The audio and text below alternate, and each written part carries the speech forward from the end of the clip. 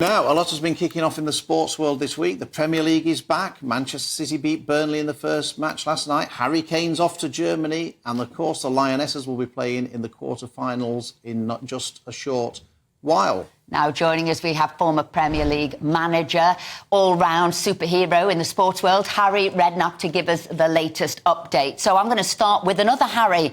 Harry there, who's off to Bayern Munich. Seems like that's the big signing.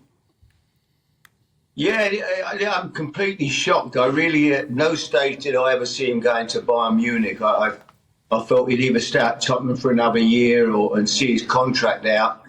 Or maybe Man United might come in. You know, he'd have been a great signing for Manchester United. But no, I was surprised that he decided to go to Munich. Big shock to me. I mean, Alan Shearer was keen for him to go, Harry, because Harry Kane was closing in on his number of Premier League goals record. Are you not surprised? Are you surprised that Harry Kane didn't want to sort of get legendary status by being the all-time leading Premier League goal scorer, which he almost certainly would have done if he'd stayed in the UK? I am.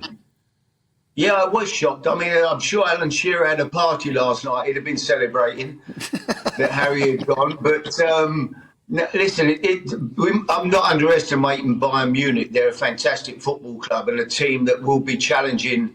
Now they've got Harry Kane for the Champions League even stronger this year. They're a team that could win the Champions League next year. They'll be pushing Man City all the way. So, you know, it's a big club, but I didn't see Germany on the agenda. His wife... They've got... Oh. You see, I have to tell you, he always does that. You know, he's back. He's back. Harry. Oh, here he is. We lost you for a second then, Harry. But, look, Man City, you were probably watching the Man City-Burnley match last night. I seem to have lost you guys. I've lost the sound. Oh, you can't hear us. Most people think that would be a blessing, to be perfectly honest, Harry. Most of our viewers are probably wishing they'd lost the sound as well. Well, we'll see if he can get the sound back to him, and then we'll come back, because I'm interested in the Lionesses. Yes. Oh, if he's back. I think he's back. I think he can hear us. Are you there, Harry? Can you hear us? Sorry, now? yes. We want to ask you about the Lionesses. Obviously, it's great that they're in the quarter-finals, and they're going to be kicking off very soon.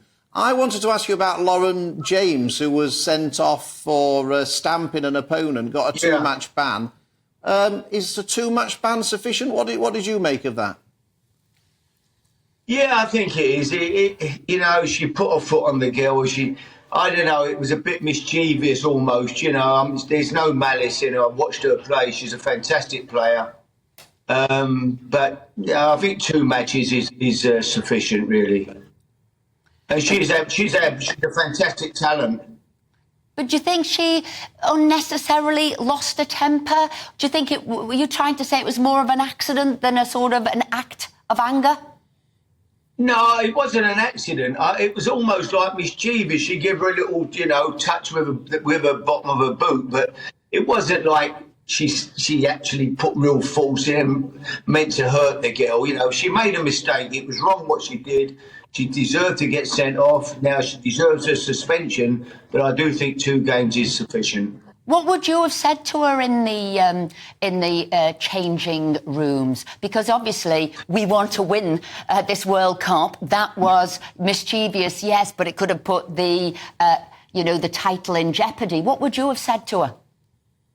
I'd have probably said what Alex Ferguson said to Eric Cantona when he came through to kick the guy at Crystal Palace all them years ago.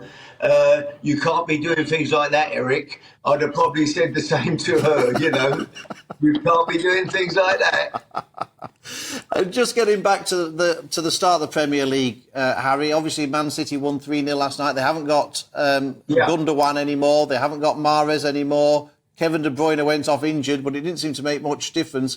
Do you see Man City winning the title again, or can Liverpool, Arsenal, someone else mount a serious challenge?